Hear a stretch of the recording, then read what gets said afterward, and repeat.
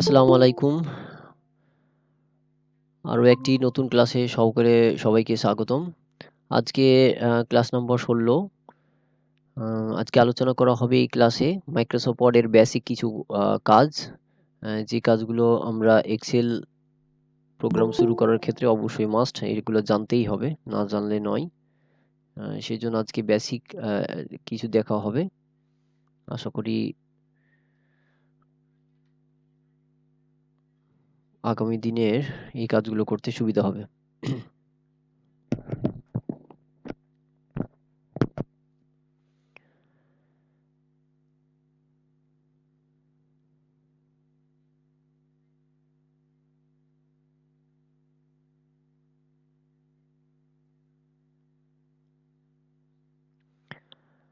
আমরা আগেই জানি যে Microsoft Excel হচ্ছে একটি ওয়ার্কশিট প্রোগ্রাম, অর্থাৎ এইটা হচ্ছে গাণিতিক সমস্যা সমাধান করার ক্ষেত্রে এটা ব্যবহার করা হয় এক্সেল প্রোগ্রাম। তো এই এক্সেল প্রোগ্রাম দিয়ে আমরা আ মূলত যোগ, বিয়োগ, গুণ, ভাগ, বিদ্যুৎ বিল, রেজাল্ট তৈরি করা ইত্যাদি কাজগুলো করে থাকি। তো গতদিন যেটা আলোচনা করা হয়েছিল সেটা হচ্ছে Microsoft Excel এর যে পরিচিতি এবং আ কিভাবে কি কাজ করতে হয় নরমালি এগুলো আমরা আমরা জেনেছিলাম। আজকে একবারে বেসিক থেকে শুরু করব। কয়েকটা ক্লাসে আমরা আস্তে, আস্তে অ্যাডভান্স লেভেলে চলে যাব। তো যখন Microsoft Excel ওপেন করা হলো তখন এইরকম একটি ইন্টারফেস আসবে। তো আসার পর এখান থেকে দেখবেন যে এই যে নিচে লিখা থাকবে শীট 1, মূলত Microsoft Word এর যে পুরনো ভার্সন ছিল ২০০৩ ভার্সন বা ২০০৭ এর ভার্সন। তো যখন Microsoft Excel ওপেন করা হতো তখন নরমালি কিন্তু ৩ টা শীট ওপেন হতো। সাথে, সাথে আপনি যখন Microsoft এর নতুন ওয়ার্কবুক তৈরি করতেন তখন অটোমেটিক কিন্তু এখানে এই যে শীট নাম্বার এখানে এখন যেমন শীট নাম্বার 1 দেখাচ্ছে তখন কিন্তু সাথে সাথেই শীট নাম্বার 1, 2, 3, 4 ডিফল্ট ভাবে ৩ টা দেখা যেত। তো আপনারা যদি আগের ভার্সন ব্যবহার করেন তাহলে দেখবেন যে Microsoft Excel ওপেন করার সাথে সাথেই ৩ টা শীট ওপেন হয়ে যাবে। আর নতুন ভার্সনে মূলত একটাই থাকে। তো এই হচ্ছে ব্যাপার। তো এখন এই যখন আপনি ওপেন করবেন তখন এখানে সিট নাম্বার 1 থাকে। যেটা আগেই বলেছিলাম যে Microsoft Word এর এক্সেল চিনার উপায় হচ্ছে A, B, C যেগুলো আছে কলাম গুলো বলা হয়। আর ১, ২, ৩, ৪ যেটা আছে সেটা হচ্ছে রো বলা হয়ে থাকে। আর একেকটা যে সেল ঘরগুলো রয়েছে সেগুলোকে বলা হয় আপনার সেল। তো আজকে যেখানে দেখাবো সেটা হচ্ছে এই যে দেখুন যে সিট নাম্বার 1 এইটা ডান বাটনের যে কাজ সেইগুলো দেখানোর চেষ্টা করব। তো এখান থেকে দেখুন যে আমাদের এই যে মাউস পয়েন্টার দেখুন যে প্লাস চিহ্নটা মোটা হয়ে আছে, বোল্ড হয়ে আছে। তো যখন এই যে সেলগুলোতে রাখা হয় তখন কিন্তু বোল্ড আকারে থাকে। তো এখন এই যে এখানে দেখুন সিট নাম্বার 1 যেটা লিখা আছে এই সিট নাম্বার 1 এ জাস্ট ডান বাটন ক্লিক করবেন। ডান বাটন ক্লিক করলেই এইরকম কিন্তু একটা ইন্টারফেস আসবে। আপনি যদি ডান বাটন না ক্লিক করেন ঠিকমতো, অর্থাৎ সিট নাম্বার যে লিখা আছে 1, 2, 3, 4 যাই থাকুক না কেন, ওটার উপরে যদি ক্লিক করেন, যেমন এই যে দেখুন আমি এখানে ক্লিক করানোর সাথে সাথেই আমাদের কিন্তু এই জিনিসগুলো আসছে। যদি আপনি দেখা যাচ্ছে এই যে সিট নাম্বার 1 এখানে না ক্লিক করে একটু যদি ভেতরে মানে পেজে ক্লিক করে দেন, মানে সিটে ক্লিক করে দেন, তাহলে কিন্তু এই অপশনগুলো আসবে না।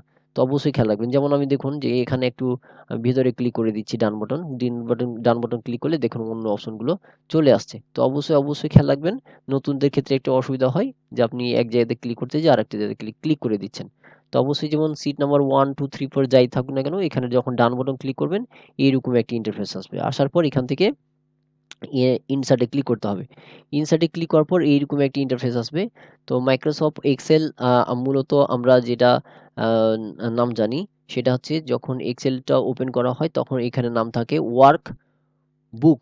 আর এখন দেখুন যে আমরা যখন ওটার মধ্যে কোনো শীট তৈরি করছি তখন এটা লিখা আছে ওয়ার্কশিট। হ্যাঁ? ২ টার মধ্যে পার্থক্য আছে। তাহলে ওয়ার্কবুক হচ্ছে এই যে দেখুন এটা হচ্ছে কি ওয়ার্ক সিট মানে কাজের পাতা। হ্যাঁ? এই যে এখন আমি যদি এখন ইনসার্ট এ ক্লিক করি দেখুন যে এখানে সিট নাম্বার 2 হয়ে গেছে। হ্যাঁ? তো এভাবে আমরা তৈরি করতে পারি। আর যখন আমরা কি করেছিলাম এই যে তখন এই জিনিসটা এখানে রাখলাম। যেমন আমরা ফাইলে গিয়ে যখন এই যে নিউ এ গিয়েছিলাম, নিউ এ যাওয়ার পর এই যে এখানে দেখুন এখানে আমাদের লিখা আছে কি ব্ল্যাংক ওয়ার্কবুক। এই যে এখানে লেখা আছে দেখুন ব্ল্যাংক ওয়ার্কবুক। তো এই জিনিসটা কিন্তু খেয়াল রাখতে হবে যে ওয়ার্কবুক কখন হয় আর এবং আপনার ওয়ার্কশিট কখন হয়। যখন একবারে মেইন যখন কি হয়, একবারে মেইন যখন এক্সেল আ ওপেন করা হয় তখন ওই যে ফাইলটাতে ওপেন থাকে সেটাকে বলা হয় ওয়ার্কবুক। এই যে দেখুন এইরকম থাকে, হ্যাঁ? এই যে ওয়ার্কবুক থাকে, আর একটা ওয়ার্কবুকের আন্ডারে থাকে ওয়ার্কশিট। ওয়ার্কবুক হচ্ছে একটা বইয়ের মতো, আর বইয়ের যে পেজগুলো থাকে সেটা হচ্ছে ওয়ার্কশিট। হ্যাঁ, তো অবশ্যই অবশ্যই খেয়াল রাখতে হবে। তাহলে এখন দেখুন, যেখানে আমরা এই যে সিট নাম্বার 2 আছে, আমি এখন এটার পাশে আরো একটা সিট তৈরি করতে চাচ্ছি, অর্থাৎ পাতা তৈরি করতে চাচ্ছি। সেক্ষেত্রে আবারও ডান বাটন ক্লিক করতে হবে। ডান বাটন ক্লিক করার পর কি করতে হবে, এখানে এই যেখানে দেখুন ইনসার্ট, ইনসার্টে ক্লিক করলাম, ডান বাটন ইনসার্ট, ইনসার্টে ক্লিক করার পর এই যে দেখুন একটা বক্স আসলো, আসার পর এখান থেকে ওয়ার্কশিট, এবার যদি ওকেতে ক্লিক করা হয়, দেখুন যে সিট নাম্বার 3 হয়ে গেছে। তো এইভাবে আপনার যতবার ইনসার্ট করবেন ততবার, এই ওকেতে ক্লিক করলেই ততবার কিন্তু একের পর এক সিট তৈরি হবে। হ্যাঁ, আর যখনই সিট তৈরি হবে তখন অটোমেটিক কিন্তু ক্রমিক অনুযায়ী চলে আসবে, 1 2 3 4 5 6 যেভাবে চলে আসবে। এটাই হচ্ছে ইনসার্টের কাজ। আরেকটা হচ্ছে ডান বাটন ক্লিক করতে হবে। ডান বাটন ক্লিক করার পর এই যে এখানে লেখা আছে ডিলেট। তো এখানে যখন ডিলেটে ক্লিক করা হবে তাহলে ওই সিট টা ডিলিট হয়ে যাবে। এখন দেখুন এখানে আমার ৩ টা সিট আছে। যেমন সিট 1 2 3, আমি চাচ্ছি 3 নাম্বার যে সিট আছে ওটা ডিলিট করে দেব। সেক্ষেত্রে ডান বাটন ক্লিক করতে হবে। ডান বাটন ক্লিক করার পর এই যে এখানে দেখুন যে ডিলিট নামে যে অপশন আছে, এখানে ক্লিক করতে হবে। ডিলিট করলেই সাথে সাথে দেখুন যে ডিলিট হয়ে যাবে। কিন্তু যদি কোনো সিটে কোনো লিখা থাকে, সেক্ষেত্রে আপনি যদি ডিলিট করতে চান, যেমন দেখুন এখানে আমার একটা ২ টা ছবি রেখেছি, তাই না? এখানে ছবি রেখেছি কার আন্ডারে? সিট নাম্বার 1 এর আন্ডারে। এখন যদি কোনো ডকুমেন্টের তথ্য থাকার পর যদি আপনি ডান বাটন ক্লিক করে ডিলিট করেন, তো ডিলিট করার সময় এখান থেকে আপনাকে সংকেত দিবে যে আপনি কি এটা ডিলিট করতে চান? যদি এখানে আপনি কি করে দেন, ডিলিট করে দেন, তাহলে কিন্তু এটা ডিলিট হয়ে যাবে। তখন আর পাবেন না। তো অবশ্যই, অবশ্যই খেয়াল রাখতে হবে যে আপনাকে একটা নোটিশ দিবে যে আপনি কি ডিলিট করতে চান কিনা? তাহলে যদি ডিলিটে ক্লিক করেন তাহলে ডিলিট হয়ে যাবে। আর যদি আপনি ডিলিট না করতে চান তাহলে ক্যানসেল করে দেন, তাহলে আর আপনার তথ্যটা ডিলিট হবে না, থেকে যাবে। তখন আপনি সুযোগ পাবেন, আপনার সংরক্ষণ যদি করতে চান তাহলে সুযোগ পাবেন। স্যার, ওয়ার্কবুক এবং ওয়ার্কশিট যে দুইটা কথা বললেন, ওয়ার্কবুক বলছেন যে অর্থাৎ প্রথম যেটা পাতাটা আছে যার আন্ডারে হচ্ছে গিয়ে ওয়ার্কশিট গুলা, জি, প্রথম পৃষ্ঠাটা হচ্ছে ওয়ার্কবুক, তাই জি, না? জি। আচ্ছা, এখন মানে আমার যদি শীট 1 যেটা, এটাতেই তো আমি প্রথম কাজ করব, তাহলে কি এটা কি ওয়ার্কবুক না এটা শীট 1? না, এটা আমি বলি, যখন মনে করেন যে একটা বাংলা বই, হ্যাঁ? তো বাংলা বইয়ের যে যে পুরাটা যে বই, ওইটা কোন ধরনের বই? বাংলা বই, তাই না? তো এখন হচ্ছেন এই একটা বইটাই হচ্ছে মনে করেন যে ওয়ার্কবুক, এবং এই বাংলা বইয়ের মধ্যে যে পেজগুলো থাকে সেটা হচ্ছে, আমরা তো নরমালি পেজ বলি বা পৃষ্ঠা বলি। সেরকম যে বইয়ের মধ্যে যে পাতাগুলো থাকে সেটাই হচ্ছে সিট, ওয়ার্কশিট। হ্যাঁ, তো যখন আপনি এক্সেল ওপেন করবেন তখন ওটা একটা বইয়ের মতো থাকে, মানে ওয়ার্কবুক। হ্যাঁ, তো এটাকে বলা হয় ওয়ার্কবুক। আর যখন একটা ওয়ার্কবুক তৈরি করা হয়ে যায় তখন এটা ওয়ার্কশিটে পরিণত হয়, এবং ওয়ার্কশিটে আপনার প্রয়োজন অনুযায়ী আপনি ইচ্ছা মতন সিট নিতে পারেন, 1 2 3 4 5 6 নিতে পারেন। সেক্ষেত্রে আপনার কাজের উপর বা চাহিদার উপর আপনি সিট তৈরি করে নিতে পারেন। এটাই হচ্ছে পার্থক্য। আমরা যদি একটা এক্সেল যদি আমরা ওপেন করি, জি। সেক্ষেত্রে শীট 1 প্রথম ওপেন হয় না? হ্যাঁ, একটা সেক্ষেত্রে ওপেন হবে। কিন্তু ডিফল্ট ভাবে আপনার কি সিটই ওপেন হয়। সিট মানে কি পেজ। তাহলে কার আন্ডারে হচ্ছে? একটা ওয়ার্কবুকের আন্ডারে হচ্ছে। তাই না? যেমন হ্যাঁ, হ্যাঁ, হ্যাঁ, হ্যাঁ। মানে যেমন দেখুন যে একটা, মানে আমরা যখন বইয়ের বই তো সরাসরি হয় না। বইটা ১ম এ কি হয়? না, এটা কভার, বুঝতে কভার পারছি থাকে। আমি, মানে অর্থাৎ এটা কাভার জি, কাভার জি। ধরেন মানে জি, জি, জি। এটা বুঝতে পারছি। জি, জি। কিন্তু আমার কথাটা হচ্ছে যে আমার তো এক্সেল শিটটা যখন আমি ওপেন করি তখন তো আমার হচ্ছে ধরেন হচ্ছে আমার এখানে দেখাচ্ছে হলো যে ৩টা শিট দেখাচ্ছে, যে হয়তো আমারটা আগের মনে জি, হয় মানে আগের ভার্সন। জি, জি। সেক্ষেত্রে আমার ৩টা ওপেন হচ্ছে। তো মেইনলি আপনার আমি তো শিটে কাজ করব, তাই না? প্রথমে তো আমি জি, জি। শিটে কাজ করব। প্রথম জি, কি জি। আমি ওয়ার্কবুকে কাজ করতে পারবো, বা পারবো ওয়ার্কবুকে হয়তো মানে ওয়ার্কবুকে গিয়ে জি, জি। তাহলে শিটে যদি কাজ যদি করি তাহলে আমার এটা তো তাহলে আর ওয়ার্কবুক এবং ওয়ার্কশিটের মধ্যে কি মানে অর্থাৎ এই সেলগত কোনো পার্থক্য আছে কোনো কিছু? না, সেলগত কোনো পার্থক্য নাই। জাস্ট ওটা হচ্ছে ১ম যে ধাপ সেটাই হচ্ছে আপনার ওয়ার্কবুক। আর যেটা ওয়ার্কবুকের আন্ডারে যেটা থাকে সেটা হচ্ছে পেজ। মানে ওটার আন্ডারে আপনি আলাদা, আলাদাভাবে পাতা নিয়ে কাজ করতে পারবেন। এটাই পার্থক্য। তাছাড়া কোনো এক্সট্রা কোনো পার্থক্য নাই। আচ্ছা, আচ্ছা, ঠিক আছে। ওকে। তো এখান থেকে আমরা যেই অপশনটা পাইলাম আরকি। মানে এইটা, যেটা হচ্ছে যে আ মানে আপনার ওয়ার্কবুক যেটা হয়, হ্যাঁ? ওয়ার্কবুক হচ্ছে যে একটা মানে এক্সেলের একটা ফাইল। যে ফাইলের অধীনে অনেকগুলো শিট থাকতে পারে। হ্যাঁ? আর একেকটা হচ্ছে কোন ধরনের থাকতে পারে সেটা হচ্ছে কোনো ডাটা চার্ট থাকতে পারে, কোনো ফর্মুলা আকারে থাকতে পারে। হ্যাঁ? তো এইগুলাই হচ্ছে আপনার ওয়ার্কশিটের আন্ডারে থাকে আরকি। হ্যাঁ? তো এই জিনিসগুলো এইটাই আর কিছু না। তো এখানে যেটা বলছিলাম সেটা হচ্ছে এখান থেকে যে দেখুন যে আপনারা ডিলিট করতে পারবেন। ওকে। এখন হচ্ছে এই যে এখানে সিট নাম্বার 1, সিট নাম্বার 2, 3, 4 আছে। তো এখানে একটা জিনিস লক্ষ্য রাখবেন যেমন আমি সিট নাম্বার 2 টা ডিলিট করে দিলাম। ওকে। এখানে দেখুন যে এখন সিট নাম্বার 1 আছে। এখন যদি আমি কি করি ইনসার্ট করি, এই যে দেখুন এখন ইনসার্ট করলাম, ইনসার্ট করার পরে এখন যদি ওকে ক্লিক করি, ক্লিক করার সাথে সাথেই এই যে এখানে দেখুন সিট নাম্বার 2 থাকার কথা কিন্তু এখানে দেখাচ্ছে সিট নাম্বার 5।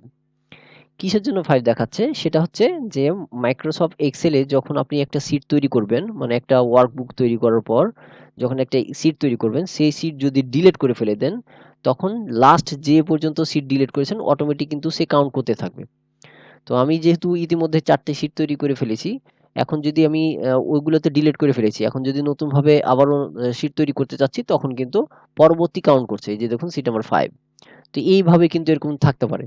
তো য ই ই অনেকেই মনে করেন যে আমি তো সিট নাম্বার 2 করলাম কিন্তু এখানে 5 কিসের জন্য হচ্ছে? তো এইটাই হওয়ার উদ্দেশ্য যে আপনি যদি ডিলিট করে দেন আগে কোনো যদি এক্সেল শিট ডিলিট করে দেন, যখন আপনি নতুনভাবে তৈরি করতে যাবেন তখন যদি দেখা যায় যে ওই ক্রমিক অনুযায়ী না হয়ে নতুন কোনো ক্রমিক অনুযায়ী হয়, তা ৫, ৬, ৭, ৮, ৯, ১০ তাহলে বুঝতে হবে যে আপনি যে শিটটি ওপেন করে আছেন তার আগে আ ওই শিটগুলো তৈরি করা হয়েছিল এবং ডিলিট করা হয়েছিল। সেজন্য কিন্তু এখানে ব্যতিক্রম মানে পেজ নাম্বার দেখাচ্ছে, সিট নাম্বার দেখাচ্ছে। এখন এইটা কি করতে হবে? আপনি যদি ২ নাম্বার করতে চান সেক্ষেত্রে কি করতে হবে? ওই সিটের উপর ডান বাটন ক্লিক করতে হবে। ডান বাটন ক্লিক করার পর এখানে লিখা আছে রিনেম।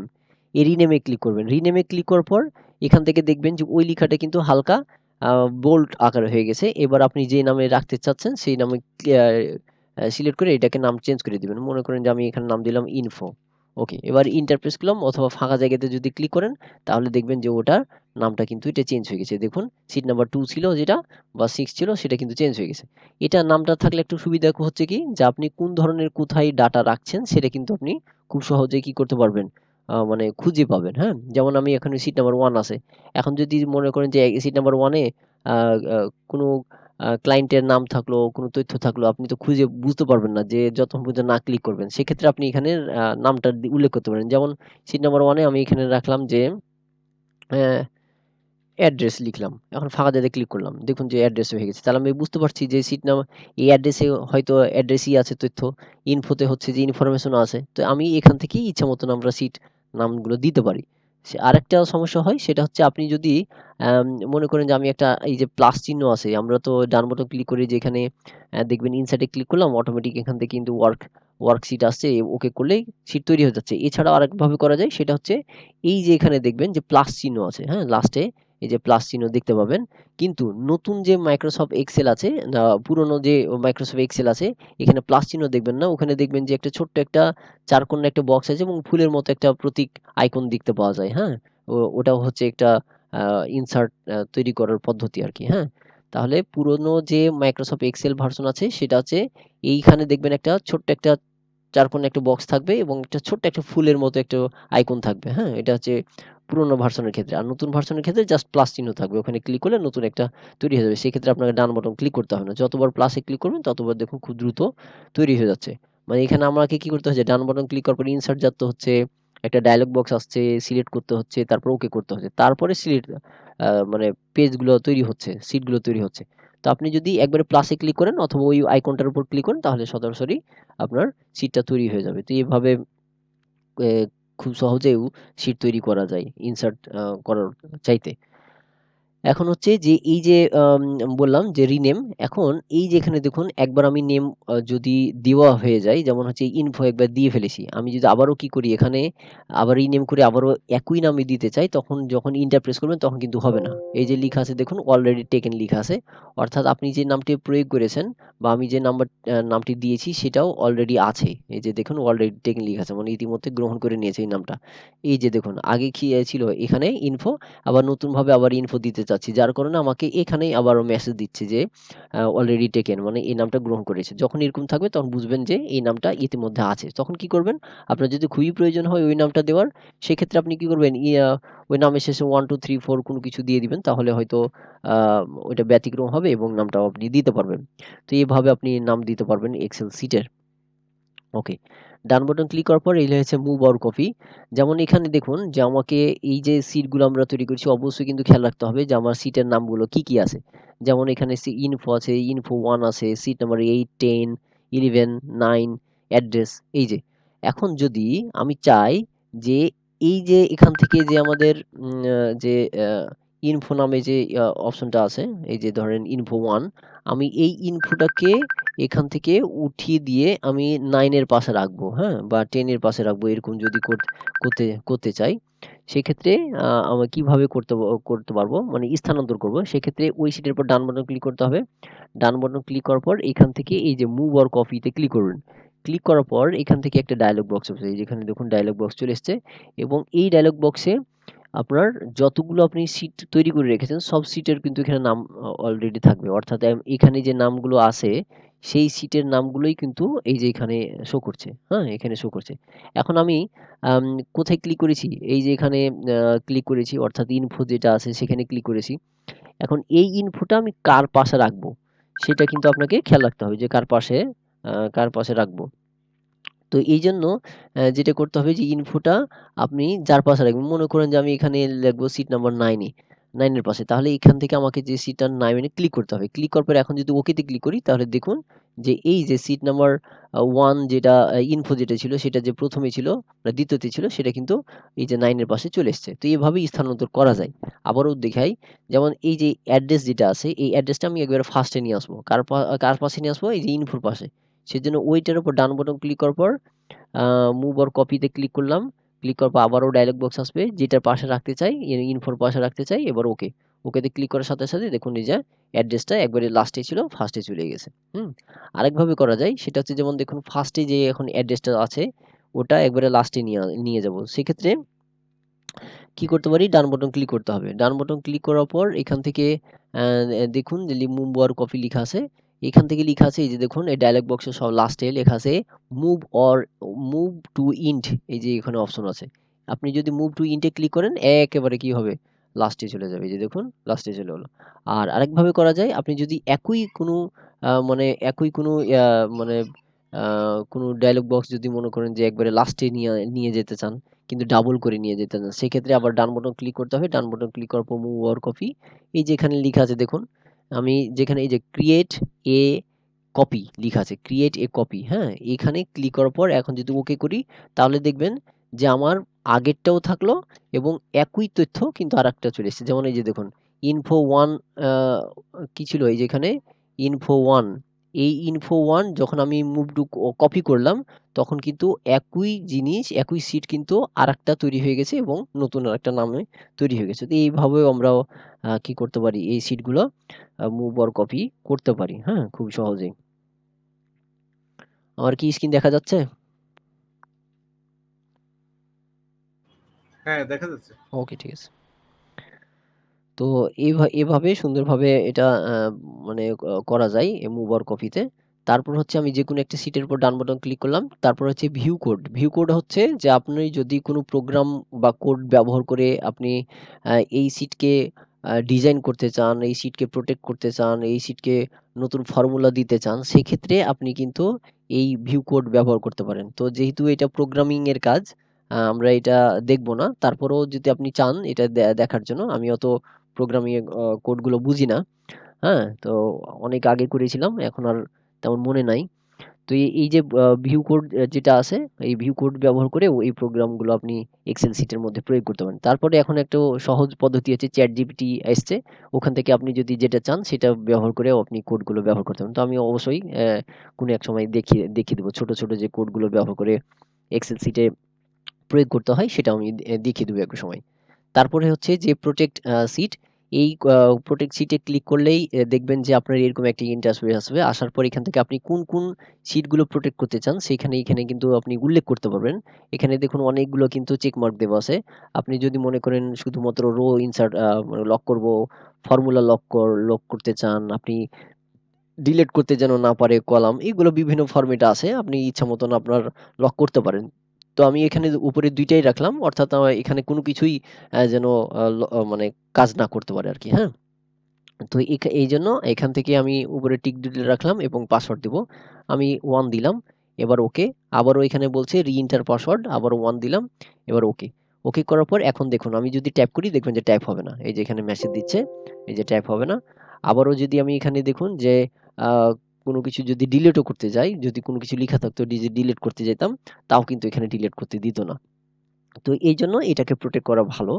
আপনি যদি আবার আনপ্রোটেক্ট করতে চান তাহলে ওটার সিটের উপর ডান বাটন ক্লিক করার পর এই যে লিখা আছে দেখুন আনপ্রোটেক্ট সিট, এখানে ক্লিক করতে হবে। ক্লিক করার পর যে পাসওয়ার্ড দিয়েছিলেন সেই পাসওয়ার্ড দিয়ে ওকে করলে পাসওয়ার্ডটা এখন খুলে গেল। ডকুমেন্টে আপনি ইচ্ছা মতন এখন টাইপ করতে পারবেন খুব সহজে। তো এইভাবে ডকুমেন্টে পাসওয়ার্ড দেওয়া যায় এবং ডকুমেন্টের পাসওয়ার্ডগুলোকে রিমুভ করা যায় খুব সহজেই। এটা একটা। তারপর হচ্ছে আ ট্যাব কালার। এটাকে জাস্ট ট্যাবকে সৌন্দর্য বৃদ্ধি করার জন্য ব্যবহার করা হয়ে থাকে। জাস্ট এখানে ক্লিক করবেন। এই যে দেখুন ওই ট্যাবটা কালার হয়ে গেছে। কিন্তু যে ট্যাবে ক্লিক করা থাকবে সেই ট্যাবটা হালকা কালার হবে। একবারে যে হাই লেভেলের কালার সেটা হবে না। কিন্তু অন্য সিটে যখন ক্লিক করবেন দেখবেন যে ওই সিটটা সুন্দরভাবে ব্লাক মানে ওই যে কালার দিবেন সেই কালার হয়ে যাবে। আবার দেখুন এখানে আমি একটা অন্য একটা কালার দেই। এই যে দেখুন এইটা কিন্তু হালকা হয়েছে। যখন অন্য সিটে ক্লিক করব, তখন দেখবেন যে ওই সিটটা খুব কালারফুল হয়ে গেছে। তো এইভাবে ইচ্ছা মতন আপনি কালার সিটগুলোকে কালার করতে পারেন। এটা জাস্ট সৌন্দর্য বৃদ্ধি করার জন্য কোনো কাজে লাগবে না। তো এটা দিলে ভালো, একটু দেখে ভালো লাগবে। তো এভাবে এটা দেওয়া শুধু নিচের লেখাটা শুধু ইয়ে হবে না, মানে জি, জি। কালারটা হবে। হ্যাঁ, শুধু নিচের যে লিখাটা আছে অর্থাৎ সিট যে নামগুলো দেওয়া থাকবে শুধু ওটাই কালার হবে। তাছাড়া আর কিছু না। ও আচ্ছা, আচ্ছা। এটা দেখতে একটু সুন্দর লাগে এটাই। তাছাড়া কিছু না আরকি। তো এখানে হচ্ছে আমাদের বেসিক এটুকুই। তারপর হচ্ছে এখানে হাইড লিখা আছে। তো এখান থেকে দেখা যাচ্ছে যে আমাদের যে সিট 1, 2, 3, 4 অনেকগুলো সিট আছে। আপনি যদি কোন সিটগুলোকে হাইড করতে চান যে আমি কাউকে দেখাতে চাচ্ছি না, সেক্ষেত্রে ডান বাটন ক্লিক করে এই যে হাইড এ ক্লিক করলেই দেখবেন যে ওই সিটটা কিন্তু হারিয়ে গেছে। এই যে দেখুন ওই সিটটা কিন্তু চলে এসছে। হারিয়ে গেছে। তো এটাকে যদি আনার যদি প্রয়োজন হয় তাহলে এইখানে দেখবেন যে সিটটা কিন্তু নাই। হ্যাঁ? আমি আবারও দেখুন এই অ্যাড্রেসটাকেও হারিয়ে দিচ্ছি। এই যে দেখুন নাই। মনে হচ্ছে কোনো সিট নাই কিন্তু আছে কিন্তু। আপনি বুঝবেন কিভাবে?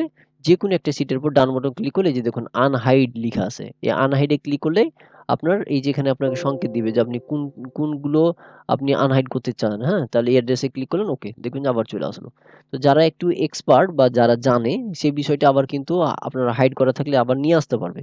হ্যাঁ? কিন্তু যারা একবারে জানে না তারা তো আনতেও পারবে না। তো এইখান থেকে এক্ষেত্রে কিন্তু আপনার আ অসুবিধাও হতে পারে বা যারা জানে না তারা তো বের করতে পারবে না। হ্যাঁ? তো এইভাবে আপনি হাইড এবং আনহাইড করতে পারেন। আপনার সিটগুলোকে লুকিয়ে রাখতে পারেন। হ্যাঁ? এটাই হচ্ছে হাইড এবং আনহাইড এর কাজ। আর তারপর লিখা আছে যে সিলেক্ট ওয়াল সিট, এখানে ক্লিক করলে আপনার যতগুলো সিট আছে এই যে নিচে সবগুলো সিলেক্ট হয়ে যাবে। ওকে। আরেকটা যেটা হচ্ছে আরেকটা আ আ কাজ দেখাতে ভুলে গেছি। এই যে দেখুন এখানে যে ইনফো 1 আছে, ইনফো যে ১ম এ আছে, ১ম যে সিটটা আছে, এর আগে আমরা মুভ করলাম কিভাবে? এখানে ডান বাটন ক্লিক করে যে মুভ ওর কপিতে ক্লিক করলাম। তারপরে এই যে ডায়ালগ বক্স আসলো যার পাশে রাখতে চাই। তারপরে ক্লিক করলাম, আবার ওকে করলাম। আবার দেখুন তার সাথে চলে গেছে। যেমন এই যে চলে আসলো। আরেকভাবে কাজ করে জাস্ট আপনি ওই সিটটা চাপ দিয়ে ধরে থাকবেন নিচে। চাপ দিয়ে ধরে পরে এখন ডানে বামে সরাবেন। এই যে ডানে বামে সরাইলে দেখবেন যে তার পাশে একটা ডট চিহ্ন চলে এসছে। অর্থাৎ ওখানে আপনি যদি ছেড়ে দেন তাহলে দেখবেন যে চলে এসছে। এই যে টান দিলাম এই যে দেখুন চলে এসছে। কিন্তু আপনি যদি টান দিয়ে উপর নিচে টান দিয়ে সরান তাহলে কিন্তু অনেক সময় ঠিকমতো কিন্তু মুভ হবে না। তো এই জিনিসটা কিন্তু খেয়াল রাখতে হবে যে যদি আপনার একবারে সুন্দরভাবে ডানে বামে সরান তাহলে দেখবেন যে খুব সুন্দরভাবে আপনার ডানে বামে হচ্ছে। তো এইভাবে খুব সুন্দরভাবে এটা ডানে বামে করা যায়। এই যে দেখুন খুব সুন্দরভাবে এটা ডানে বামে করা যাচ্ছে। তো এইভাবে আপনি মুভ আর কপি করতে পারেন খুব সহজেই। তারপর এখানে আর ডান বাটনের মূলত কাজ নাই। এই ডান বাটনের কাজগুলো ছোট হলেও অনেক ক্ষেত্রে কিন্তু আপনার কাজের ক্ষেত্রে কিন্তু খুবই পাওয়ারফুল মানে গুরুত্বপূর্ণ ভূমিকা পালন করে। তো অবশ্যই এই জিনিসগুলা কিন্তু খেয়াল রাখবেন। যে এই যে জিনিসগুলো যাতে আপনি মনে থাকেন বা অনেক সময় কাজে লাগে। এটা খেয়াল খেয়াল রাখতে হবে। আমাদের কোর্স মডিউলে আর কি আছে দেখি এখানে। এক্সেলের বেসিক ওয়ার্ক, তো এটা একটা বেসিক ওয়ার্কের মধ্যে পড়ে। তারপরে যেটা আছে যে data entry, cell formatting, alignment. তো আমি আর একটু কাজটা দেখিয়ে দিই, যেহেতু এগুলো নর্মাল কাজ। আর কি কোনো কাজ দেখাবো আপনাদের মনে থাকবে?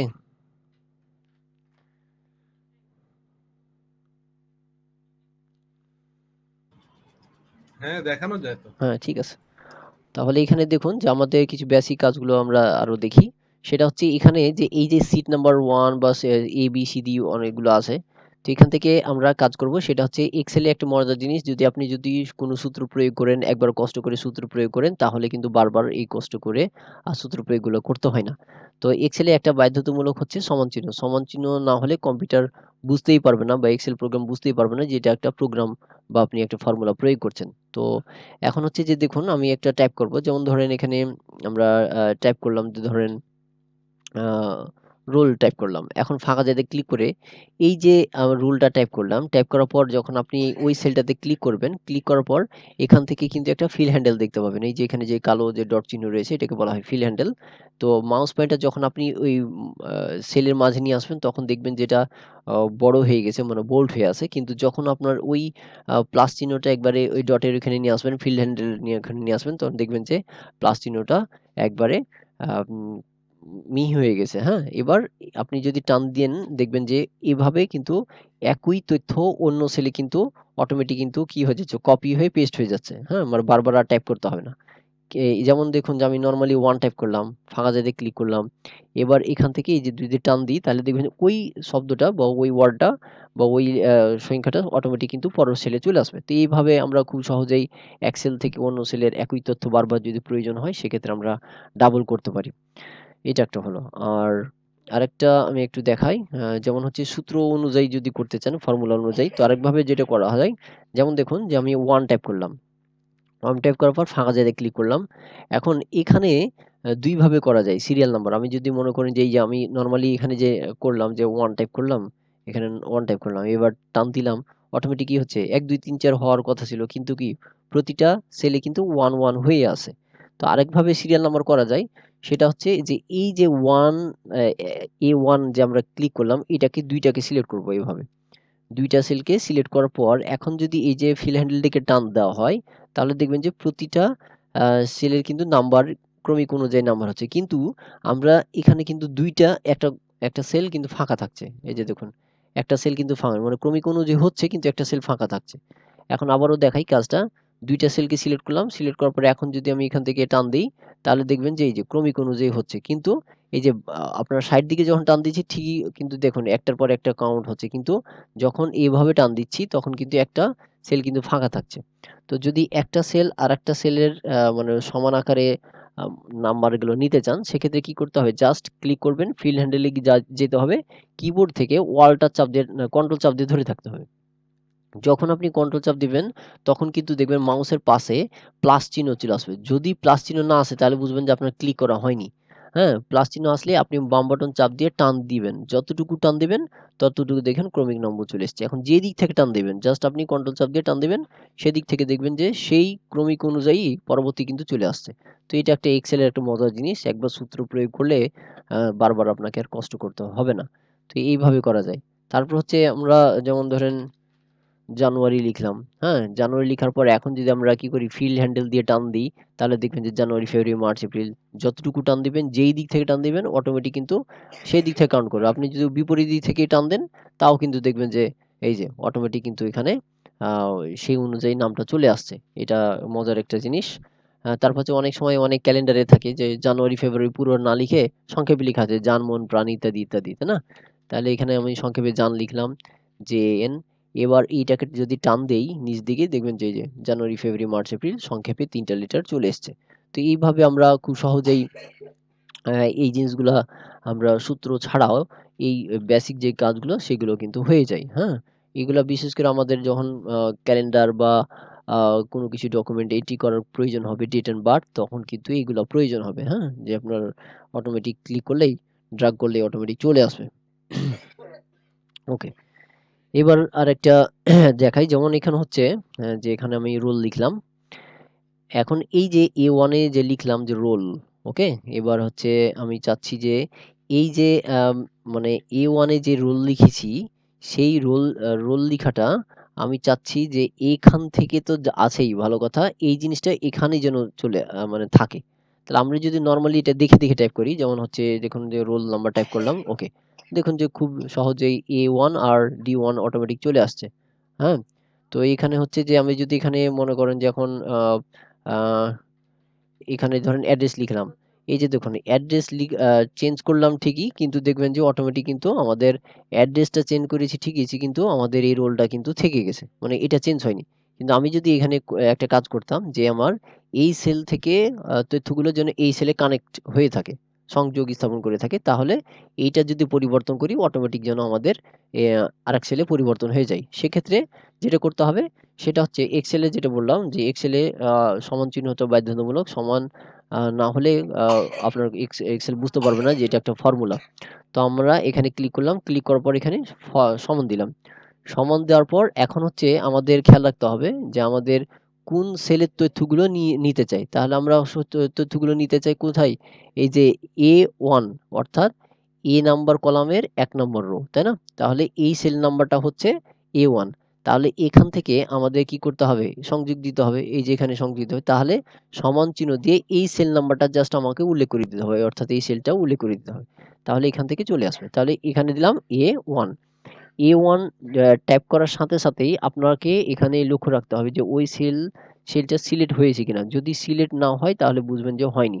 যেমন দেখুন এখান থেকে আমি এখানে কিন্তু এই যে A1 টাইপ করলাম। এই যে A1 টাইপ করলাম। টাইপ করার সাথে সাথেই আমার এই সেলটা সিলেক্ট হয়েছে কিনা, এই যে চারপাশে কিন্তু বর্ডার হয়ে গেছে। দেখুন চারপাশে বর্ডার হয়ে গেছে। অর্থাৎ কি সিলেক্ট হয়ে গেছে। যদি এটা ঠিক মতো না হতো তাহলে কিন্তু সিলেক্ট হতো না। যেমন দেখুন A1 এর জায়গাতে A2 দিলাম।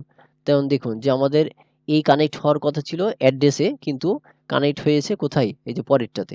হ্যাঁ? তো এইভাবে আপনাকে বুঝে নিতে হবে যে সিলেক্ট ঠিক মতন হলো কিনা। তাহলে অবশ্যই আমি এখানে ওই A1 দিলাম। A1 দেওয়ার পর এন্টার প্রেস করলাম। এন্টার প্রেস করার সাথে সাথে দেখুন যে এখানে কিন্তু আমাদের এই তথ্যটা চলে এসছে। এই যে দেখুন এখানে যে তথ্য আছে এই তথ্য চলে এসছে। এখন যদি আমাদের মেন তথ্য কোনটা? মেন তথ্যটা হচ্ছে এইটা হচ্ছে মেন তথ্য। কারণ এইটা থেকে এই জিনিসটা আসছে। মানে এই তথ্যটা আমাদের মেন, এটা মেন তথ্য, তাই না? এখন যদি মেন তথ্যটা পরিবর্তন করি, যেমন হচ্ছে আমি ধরেন এখানে রোল দিলাম। এই যে দেখুন খুব সহজে কিন্তু অন্যটা চেঞ্জ হয়ে গেছে। এবার যদি আমি মনে করি যে আমি এখানে আম এই তথ্যটা নিয়ে আসবো। এখানে ডি D1, হ্যাঁ? এই যে নিয়ে আসলাম। তাহলে এখানে দেখুন যে আমরা ৩ টা সেলে কানেক্ট করেছি। কোনটা কানেক্ট করেছি? সেটা হচ্ছে এই যে এইটা একটা, আর এটা একটা। তাহলে কানেক্ট করা হয়েছে কোনটা? এটা ১ নাম্বার, এটা ২ নাম্বার, আর এটা ৩ নাম্বার। মানে এইটার আলোকে এইটা, আর এইটার আলোকে হচ্ছে এইটা।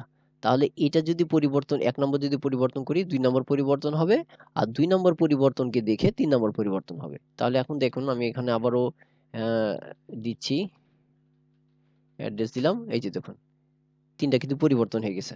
হ্যাঁ? কিন্তু এখানে হচ্ছে পরিবর্তন হয়েছে খুব ভালো কথা। কিন্তু একটা আমরা কিন্তু যদি খালি চোখে দেখি, সহজে দেখি তাহলে কিন্তু বুঝতে পারব না যে আমরা কোনটা অরিজিনাল আর কোনটা ডুপ্লিকেট। মানে কোনটা অরিজিনাল ভাবে লিখা আর কোনটা ফর্মুলাতে লিখা এটা কিন্তু বোঝা যায় না। তো বোঝার ক্ষেত্রে একটা হচ্ছে যে আমি যখন কোনো সেলে লিখা হবে বা ক্লিক করা হবে তখন কিন্তু অবশ্যই এই যে দেখুন যে এখানে যে এটাকে বলা হয় সেল অ্যাড্রেস। হ্যাঁ? এটাকে বলা হয় না, এটা হচ্ছে আপনার ওই ফর্মুলা বার। এই ফর্মুলা বারে কিন্তু তথ্য লিখা থাকবে। যেমন এফএক্স লিখা আছে, এটা হচ্ছে ফর্মুলা বার। অর্থাৎ আমি কোনো সেলে যখন কোনো কিছু লিখবো তখন কিন্তু এই ফর্মুলা বারে কিন্তু এখানে শো করবে। যেমন আমি অ্যাড্রেস লিখেছি, এই যে এখানে দেখুন অ্যাড্রেসে শো করছে। যেমন আমি আরো একটু স্পষ্ট বুঝিয়ে দিই। মনে করেন যে এখানে লিখলাম মাই নেম ইজ ABC, ধরেন এখানে লিখলাম। ওকে। এখন দেখুন যে আমি যখন কি করেছি এখানে মাই নেম ইজ ABC লিখেছি, এখান থেকে দেখুন যে লিখাটা লিখতে গিয়ে আমাদের মনে হচ্ছে যে এ কলাম থেকে ওভার হয়ে কি হয়ে গেছে বি কলামে চলে এসছে। এই যে দেখুন বি কলামে চলে এসছে। তাহলে দেখুন যে আমি যখন এখানে ক্লিক করছি, অর্থাৎ মাই নেম ইজ যেটি লিখা আছে, এখানে ক্লিক করার সাথে সাথেই আমাকে এখানে অ্যাড্রেস বারে কিন্তু ফর্মুলা বারে কিন্তু শো করছে যে এই কথাটা লেখা আছে। কিন্তু মনে হচ্ছে যে এই যে মাই নেম ইজ এবিসি লিখেছি, এবিসিটা কোথায় গেছে? যে বি এর মনে হচ্ছে এদিকে চলে এসছে। তাহলে অবশ্যই নিশ্চয়ই এখানে থাকবে। আমি এখন দেখেন বি এ ক্লিক করছি। বি এ ক্লিক করার সাথে সাথেই এখানে অবশ্যই কি করা আছে, যেমন এখানে সিলেক্ট হয়েছে কি এবিসি সিলেক্ট হয়েছে, তাহলে অবশ্যই আমার লেখাটা দেখার কথা ছিল এই যে ফর্মুলা বারে, কিন্তু দেখাচ্ছে কি, দেখায় না। তো এখানে হচ্ছে একটা জিনিস বোঝার পদ্ধতি হচ্ছে যে আপনি ওই সেলে যদি কোনো লেখা থাকে, সেটা লেখা ছোট হোক বড় হোক যাই হোক, আপনার যাই থাকুক অটোমেটিক কিন্তু ওই সেলটাতেই চলে যাবে, মানে বাড়তেই থাকবে বাড়তেই থাকবে। আমি যদি এখানে এখন দেখুন যে এখানে কোনো কিছু লিখছি, হ্যাঁ? তাহলে দেখুন যে এটা কিন্তু এই যে অটোমেটিক কিন্তু ওই সেলে কিন্তু ওভার হয়ে নিচে চলে গেছে। হ্যাঁ? এই যে দেখুন, এই যে এটা একটা সেলে লিখা আর এটা একটা সেলে লিখা। আর এই যেই সেলে লিখে থাকবে অটোমেটিক কিন্তু এখানে এই যে দেখুন দেখাবে। তো এই জিনিসটা কিন্তু অবশ্যই এটা লক্ষ্য রাখতে হবে যে আপনার কোন সেলে কি তথ্য আছে, হ্যাঁ? না আছে এইগুলো অবশ্যই এগুলা তথ্যটা দেখতে হবে যে কোথায় ক্লিক করা আছে। এখন দেখুন যে আমাদের এই যে অ্যাড্রেস আমরা যে লিখেছি, হ্যাঁ? যে ৩ টা যে অ্যাড্রেস লিখেছি, যেমন এখানে ক্লিক করলাম, আম খুব সহজে বোঝা যাচ্ছে বা আমরা খালি খালি চোখেও দেখতে পাচ্ছি যে অ্যাড্রেস লিখা আছে। কিন্তু এখন অ্যাড্রেসের মধ্যে এটা অরিজিনাল না এটা অরিজিনাল না এটা অরিজিনাল বোঝা যাচ্ছে না। আপনি যদি কাজ করে থাকেন তাহলে খুব সহজে জানবেন যে হ্যাঁ, কোনটা অরিজিনাল, কোনটা ডুপ্লিকেট, কোনটা ফর্মুলা দিয়ে নিয়ে এসছেন। এটা আলাদা ব্যাপার। কিন্তু একজন খালি চোখে কিন্তু বোঝা যাবে না। তো এখন বোঝার জন্য একটা কি যেটা করতে হবে, আমি এখানে ক্লিক করব। ক্লিক করার পর অবশ্যই আমার কি করতে হবে, এই যে ফর্মুলা বারে শো করছে, তাহলে বুঝে নিলাম এটা অরিজিনাল। কিন্তু এখানে যখন ক্লিক করলাম অর্থাৎ D1 এ যখন ক্লিক করলাম, তখন দেখেন যে এখানে আমার এখানে কি শো করছে, অ্যাড্রেস। তাহলে অবশ্যই আমার অ্যাড্রেসটা লেখাটা কোথায় শো করতো, এখানে। কিন্তু এখানে না শো করে শো করছে কি সমান এবং A1। যদি সমান লিখা থাকে তাহলে বুঝবেন যে এটা ফর্মুলা প্রয়োগ করেই কি করা হয়েছে, এবং যেহেতু A1 করা হয়েছে সেজন্য এই সেলটা A1 থেকে নেওয়া, কানেক্ট করা। হ্যাঁ? তো এইভাবে কিন্তু আপনি নিশ্চিত হবেন যে এটা অরিজিনাল মানে মানে সেলে টাইপ করা না হচ্ছে আপনার ফর্মুলা প্রয়োগ করা। যদি ওই সেলে ক্লিক করার সাথে এখানে ফর্মুলা বারে আপনার শো করে কোনো মানে সমান দিয়ে কোনো কিছু লিখা, তাহলে বুঝবেন যে ওটা সূত্র প্রয়োগ করে আছে। এছাড়াও আপনি ওখানে যদি ডাবল ক্লিক করেন তাহলে এখানেও কিন্তু আপনার সূত্রটা এখানে শো করবে। তাহলে ২ ভাবে আপনি এইটা বুঝতে পারবেন খুব সহজেই। এই যে ক্লিক করলেন অটোমেটিক চলে আসলো। যেমন আমি নিচেরটাতে ক্লিক করলাম, এই যে অটোমেটিক চলে আসলো। তো এইটাই হচ্ছে এক্সেল থেকে আরেক সেলে কানেক্ট দেওয়ার পদ্ধতি। এটা হচ্ছে এক্সেল থেকে আরেক সেলের হলো। এখন যদি এরকম হয় যে আমার এক টেবিল থেকে অন্য টেবিলের কানেক্ট দেব আমরা, সেক্ষেত্রে আমরা কি করতে পারি? যেমন হচ্ছে এখানে দেখুন, আমি চাচ্ছি যে info1 এখানে যে সিটে আছে আমি এখানে দিলাম যে দিতে পারেন, এখানে স্টুডেন্ট নেম দিলাম। এখন এই যে স্টুডেন্ট নেমটা লিখেছি এটা কোন সেলে আছে? তাহলে এখানে আছে যে ইনফো নামে যে পেজটা আছে সেই পেজের আন্ডারে আছে A1 এ। ওকে। আমি এখন চাচ্ছি যে এখানে অ্যাড্রেসে নিয়ে যাব। তথ্যটা অ্যাড্রেসে নিয়ে যাব। তাহলে আমি যেখানে নিয়ে যাব সেখানে ক্লিক করলাম। এখন ক্লিক করার পর আমি যেটা করব সেটা হচ্ছে সমান চিহ্ন দেব। সমান চিহ্ন দেওয়ার পর আপনাকে খেয়াল রাখতে হবে যে আমি কোথায় ছিল। এখন হচ্ছে যে এখানে অবশ্যই খেয়াল রাখতে হবে আপনার এই যে সিটে যে নাম দিয়েছেন সেই সিটের নামগুলো দিতে হবে। যেমন হচ্ছে আমার তথ্য কোথায় আছে? ইনফো, ইনফোতে। তাহলে অবশ্যই INFO দিতে হবে। ইনফোতে দেওয়ার পর এখানে কিন্তু আপনাকে এক্সেলে মানে সংকেত দিয়ে দিবে যে এখানে দেখুন যে এখানে আপনার কি ক্রাইটেরিয়া আপনাকে পূরণ করতে হবে সেটা কিন্তু এখানে দিয়ে দিচ্ছে। আপনি এখানে ফলো করলেও কিন্তু আপনি বুঝতে পারবেন। তো এখানে দিলাম, দেওয়ার পর এটা হচ্ছে এক্সক্লেমেটরি 1 না কি বলে যে এরকম একটা প্রতীক, এই প্রতীকটা দিতে হয়। শিফট 1 চাপ দিতে হয় তাহলে চলে আসবে। এবার আমরা কোথায় ছিল? A1 এর তথ্যটা ছিল। হ্যাঁ? এখন যদি এন্টার প্রেস করেন দেখুন এই যে স্টুডেন্ট নেমটা চলে এসছে। তাহলে আমাদের কোথায় ছিল? এই যে ইনফোতে ছিল। ইনফোতে চলে এসছে। এখন যদি এখানে মনে করেন যে ধরেন আমি এখানে নাম দিলাম, এখন অ্যাড্রেসে যান। দেখুন এই যে ফিল হ্যান্ডেল থেকে যদি এখন টান দেই, তাহলে দেখবেন যে পরবর্তী নামগুলো চলে এসছে এবং এখানে 0 কিসের জন্য আসছে? কারণ হচ্ছে যে এই সিটে কোনো কিছু ট্যাপ করা নাই। এখানে ট্যাপ করা নাই। যদি আমি এখন উম আ এখানে ট্যাপ করি, দেখবেন যে এইখানে ট্যাপ করার সাথেই আ এই যে আমরা যখন ফাঁকা জায়গায় ক্লিক করব, এই যে দেখুন নামটা এখানে চলে এসছে। তো এইভাবেও করেও আপনি কি করতে পারেন, এক্সেল থেকে তথ্য আরেকটা সিটে নিয়ে যেতে পারেন। আরেকটা সহজ পদ্ধতি হচ্ছে, খুবই সহজ পদ্ধতি, এতগুলো লিখা ঝামেলা করার দরকার নাই বা বুঝারও দরকার নাই। জাস্ট আপনাকে ক্লিক করতে হবে, সমান ক্লিক করবেন, সমান চিহ্ন দিবেন। দেওয়ার পর যে সেলটাতে আপনার মানে যে সিটটাতে লিখাটা আছে বা আছে ওখানে গেলেন। যাবার পর আমি মনে করেন যে অন্য একটা সেলে দেখি কি আছে, হ্যাঁ, এখান থেকে নিয়ে আসবো। হ্যাঁ, অ্যাড্রেস থেকে যে সিট নাম্বার 8 থেকে নিয়ে আসবো। জাস্ট এখানে ক্লিক করলাম। দেখবেন যে ক্লিক করার সাথে সাথে এই যে বর্ডার মনে হচ্ছে যে লাইনটা যাচ্ছে আসছে। এবার সিলেক্ট থাকা অবস্থায় ইন্টার চাপ দিবেন। সাথে সাথে দেখুন যে চলে আসলো। মানে আপনাকে টাইপও করতে হলো না। হ্যাঁ, খুব সহজেই। এখন যদি মনে করি যে আমার এই যে স্টুডেন্ট নেমটা এখানে নিয়ে আসবো, তাহলে সমান দিলাম, জাস্ট এখানে ক্লিক করলাম। দেখুন ক্লিক করার সাথে সাথে ওই সেল নাম্বারটা চলে আসছে। আপনাকে মানে টাইপ করতে হলো না। এবার এন্টার প্রেস করেন, দেখবেন যে চলে আসলো। তো এইভাবে করেও আপনি আ মানে না টাইপ করেও আ এইভাবে আপনার সুন্দরভাবে এগুলো করতে পারেন। এছাড়াও এই যে এখানে বর্ডার গুলো দেওয়া দেখা যায় না, সেজন্য আপনি যেটা করবেন সেটা হচ্ছে পুরোটাকে সিলেক্ট করবেন, যেটুকু অংশ প্রয়োজন সিলেক্ট থাকা অবস্থায় হোম মেনুতে গিয়ে এই যে এখানে থেকে যাবেন, যাওয়ার পর এখান থেকে ওয়াল বর্ডারে ক্লিক করবেন। এই যে দেখুন সুন্দরভাবে বর্ডার হয়ে গেছে। আমি যদি একটু ছোট করি তাহলে বুঝতে পারবেন। এই যে বাকি বর্ডার গুলো কিন্তু দেখাবে না। আমি যেইটুকু সিলেক্ট করেছিলাম শুধু সেইটুকু কিন্তু এই যে বর্ডার হয়ে গেছে। তাহলে যেটুকু বর্ডার দেবেন যে সেটুকু সিলেক্ট করতে হবে। সিলেক্ট করার পর বর্ডারে গিয়ে এখানে অল বর্ডার করতে হবে। এই যে। আর যদি মনে করেন যে আমি বর্ডার নেব না, সেক্ষেত্রে এই যে নো বর্ডার আছে। এই যে কোনো বর্ডার থাকবে না। এখানে অনেকগুলো বর্ডারের ডিজাইন আছে। আপনি এই যে বটম বর্ডার আছে, টপ মানে উপরে বর্ডার হবে, লেফট হতে বামে হবে, রাইট হতে ডানে হবে। এভাবে বিভিন্ন আছে। আপনি যেইরকম টেবিলের ফর্মুলা তৈরি করবেন, ফরম্যাট তৈরি করবেন, সেই অনুযায়ী ফরম্যাটটা আপনাকে দিতে হবে। তো আমি এখানে অল করে দিলাম। তারপর হচ্ছে হেডিংটা যদি একটু কালার করতে চাই, এই যেভাবে সিলেক্ট করবেন, একের অধিক সিলেক্ট থাকা অবস্থায় এখান থেকে এই যে এখানে হলুদ যে কালার আছে, এই যে কালার ক্লিক করবেন, এখান থেকে যে কোনো কালার দিতে পারবেন এই যে এখানে। হ্যাঁ? এই যে খুব সুন্দরভাবে কালারগুলো দেওয়া যায়। আরেকটা হচ্ছে আ এখন দেখুন যে এই যে এখান থেকে আমরা যে টাইপ করলাম, হ্যাঁ? তো এখান থেকে দেখুন যে এই যে আমাদের যে স্টুডেন্ট নেমটা টাইপ করলাম, টাইপ করার সাথে সাথে মনে হচ্ছে যে কি এই যে এখান থেকে ওভার হয়ে কি পরেরটাতে চলে এসেছে। তো এটাকে যদি ছোট বড় করা যায় তাহলে কি করতে হবে? উপরে এই যে ডি এবং ই এর মাঝে যে লাইনটা আছে এটা টান দিয়ে এভাবে সরাইতে যাই। এই যে এভাবে আপনি ইচ্ছা মতন রো গুলোকে কলাম গুলোকে ছোট বড় করতে পারবেন। এই যেভাবে এই যে এভাবে সুন্দরভাবে কলামগুলোকে ছোট বড় করা যায়। এই যে এভাবে টান দিয়ে এভাবে ছোট বড় করা যায়।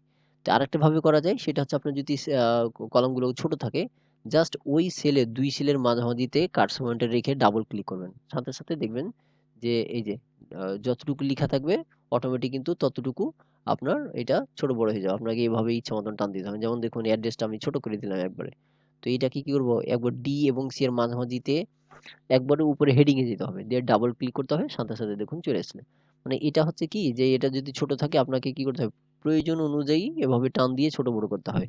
হ্যাঁ? তো বড় হতে পারে, ছোট হতে পারে। তো আপনি যদি মনে করেন যে একবারে ছোট থাকে আপনি ডাবল ক্লিক করে দিবেন।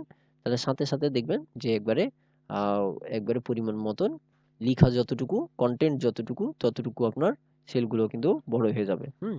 এভাবে আ হয়ে থাকে আরকি। আরেকটা হচ্ছে যেখানে দেখুন যে এখানে এই যে আমি আম অ্যাড্রেস এবং স্টুডেন্ট দিলাম এর মাঝে আরেকটা কলাম এক্সট্রা তৈরি করার প্রয়োজন। সেক্ষেত্রে ডান বাটন ক্লিক করবেন। ডান বাটন ক্লিক করার পর এই যে উপরে হেডিং এ, হ্যাঁ? ইনসার্ট করলে এই যে দেখুন চলে আসলো। ডান বাটন ক্লিক করার পর ইনসার্ট। তাহলে দেখবেন এই যে নতুন নতুন কি কলাম তৈরি হচ্ছে। আর ডিলিট করার পদ্ধতি একই। ডান বাটন ক্লিক করার পর এটি ডিলিট, আবার ডান বাটন ক্লিক করার পর এখান থেকে ডিলিট। এই যে এখন ডিলিট হয়ে যাবে। আর যদি রো ডিলিট মানে তৈরি করতে চান যে মাঝে যে আপনি বলেছেন এটা কিন্তু বোঝা যাচ্ছে না। ওই যে মাঝে ওই যে আপনার মাঝে যদি একটা কলাম যদি করতে হয় মানে একটা ইয়ে যদি করতে হয় তাহলে মানে যে এটা আপনার স্ক্রিনে দেখাচ্ছে না। ও ঠিক আছে। আমি তাহলে এখন স্ক্রিনটা আগেরটাই আছে। একটু হ্যাঁ, আরেকবার যদি হ্যাঁ, স্ক্রিনটা অফ করে আবার দিই। অনেকক্ষণ হয়ে গেল তো সেজন্য হয়তো শো করছে না।